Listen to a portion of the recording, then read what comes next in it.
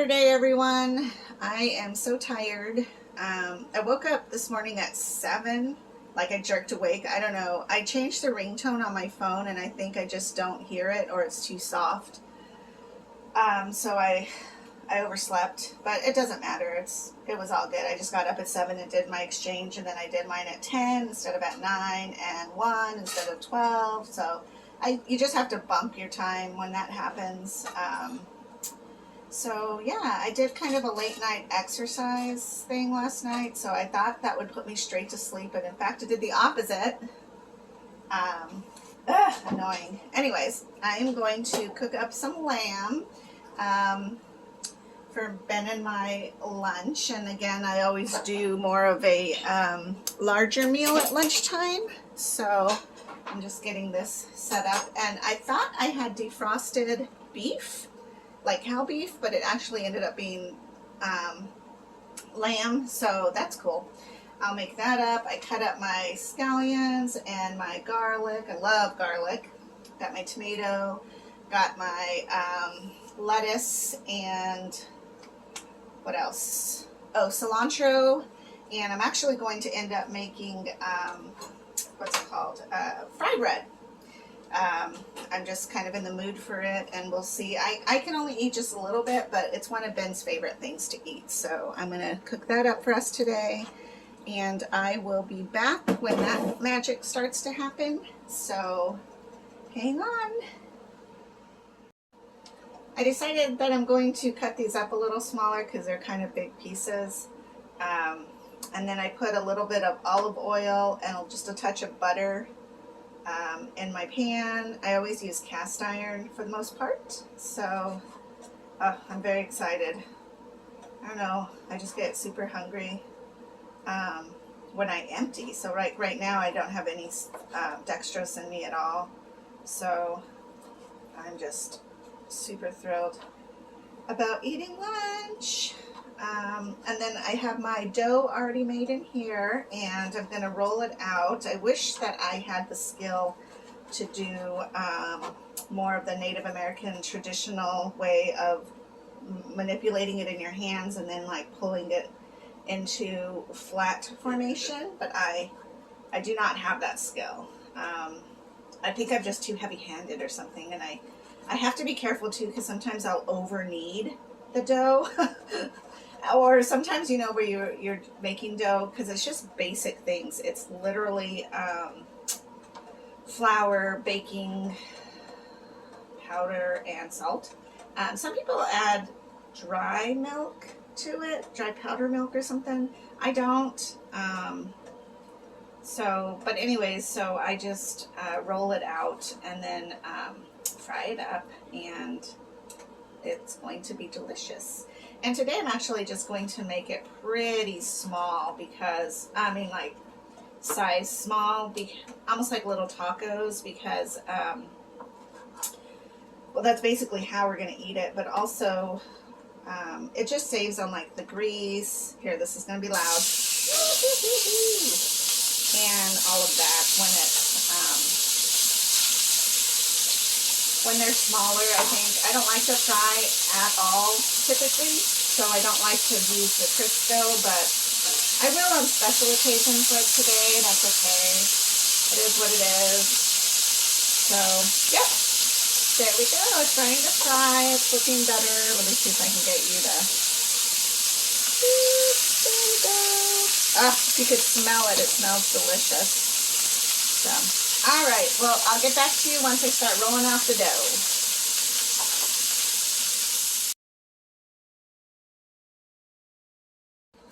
Well, I got the first one in. It looks pretty yummy to me.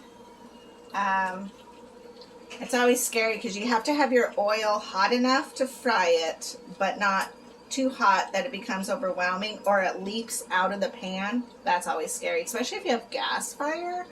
But this way, I think is going to be pretty manageable. My dough is really soft, so I'm thinking that I probably did pretty good. I'm just going to take it slow and steady.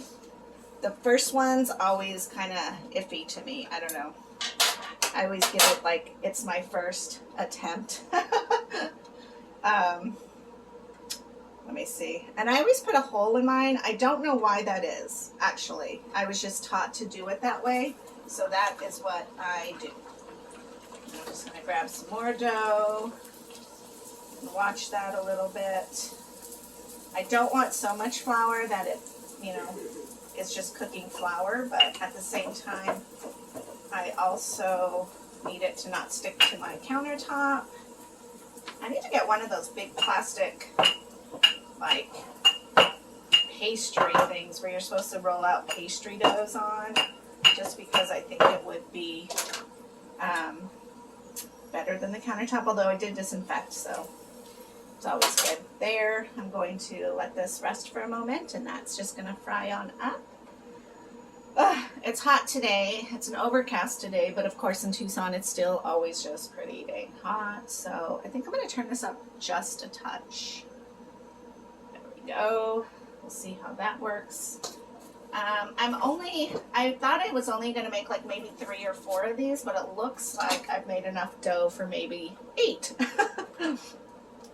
So maybe if I make them a little thicker, that'll be a little, I don't know. You never know. I do know that you can't reheat fry bread. I just realized that a couple of years ago, but because my family's always eaten fry bread. I actually grew up on the reservation some part of my life, and so fry bread was just a natural food for us. And so, but a couple years ago, I made a bunch, and then I had to, not all of it was consumed, which was weird, but I tried to save it, and it gets really tough. Even if you nuke it or try to wrap it in wet towel, it still just gets pretty tough. So it's not great. So I don't really recommend making so much that you can't consume it, because it just doesn't last. Unless there's a secret out there. If somebody knows of a secret out there. Again, I don't use powder milk in mine, so maybe that's a way to do it. I don't know. Anyways, I'm just going to set this out. I always try to be really careful because I just don't want to like burn myself, of course, or cause some type of fire, because that's my luck. Also, when I cook fry bread with like my nieces and nephews around, I don't let them in the kitchen because I just have a fear of like this spilling on them, and that would be so horrific. So, or, you know, like playing in the kitchen while I'm cooking, especially something like fry bread, because you can totally get burned so quickly. Oh, and this is a cool thing. This is my rolling pin from my grandma. So my dad's mom, when she passed away, this is what I wanted from her home, because I actually lived with her throughout high school off and on, tending to her because she had some medical needs. And so one of the things that I really loved about her was she was a pastry making gal, and she made pasties, and she was from England. So we had tea and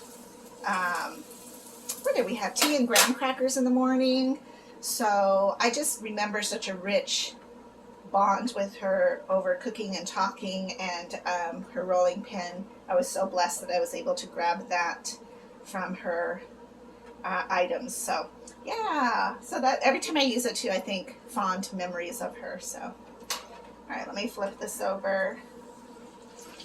All right, there we go. That's good. Looking pretty tasty. Yeah. All right, I'm going to cut out and continue the rest of it, and then I will put it together and let you see.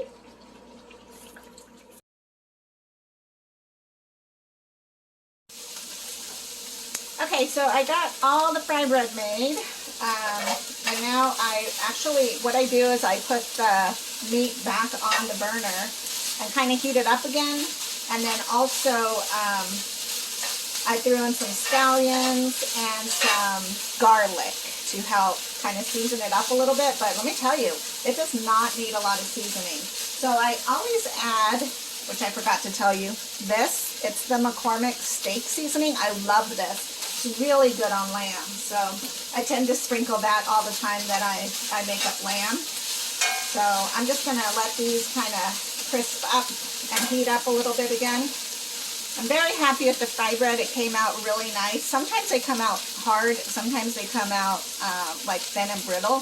I think that's just because, again, I probably over kneaded the dough. But this time, not so much. It's very soft and supple and ready to eat. And I like this size because, like, you can have a taco this size and that is plenty. And then you can put your honey or your powdered sugar or jellies or whatever it is you want to put on.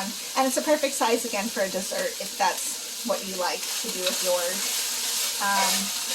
I think this is the first time that we've eaten lamb with it, because usually it's beef and usually it's hamburger. It's not like this large pieces here like this, but overall it's just going to be delicious either way, so it doesn't really matter.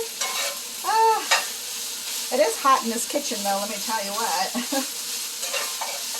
Alright, it looks like it's about done, so I'm going to turn off the heat here and just kind of let that... you know, too, when you cook it the first time, it has a lot of juices, and so when you cook it the second time to kind of heat it up and give it some, I don't know, like I'm not a fancy cook, so I'm not really sure the terms, but basically it kind of sucks up that juice, and it just really adds to the flavor, I think, so... That's what I do, and I'm going to let that kind of calm itself down, but I'm going to grab some of this. This is Ben's plate. There we go. And I always add cheese, because cheese is like that magical melty item that can help keep the meat on. Typically, I usually have refried beans. Again, I'm not a great cook, so I don't know how to make them authentically. I know. I live in Tucson, I have no idea. I usually go and purchase them, or honestly, I just go get Rosarita. So that's my secret trick. But I realized that I don't have any. I thought I had a can, but then I remembered I opened it the other night when my little chicken nugget came over to eat dinner, and he is very picky. That's what 3-year-olds are, 4-year-olds. So I decided, so I fed him that, and I didn't get another can on my shopping list. So anyways, so this is about it for Ben. This is what he typically likes, just like this. I am going to throw a little bit of lettuce on just because that's who I am, and it'll be okay. He can eat a little bit of rabbit food.